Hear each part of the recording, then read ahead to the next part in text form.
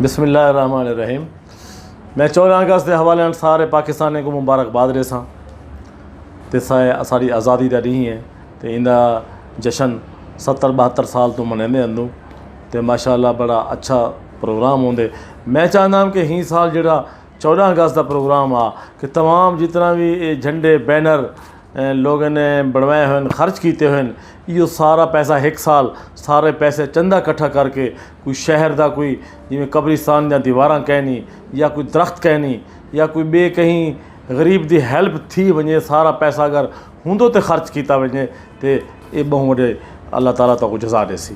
तो मैं हिंदे वास्ते सारे तमाम मोहम्मदपुर के लोगों को अपील करे सा कि हिंदे बढ़ चढ़ के हिस्सा गिनो और इनको झंडे बैनर के एक साल इंदे यो चंदा इकट्ठा करके एक जड़ा कब्रिस्तान है साढ़ा हिंदी दीवार का बंदोबस्त किया वजे हिंदी खातर सारा चंदा जमा किया वजे।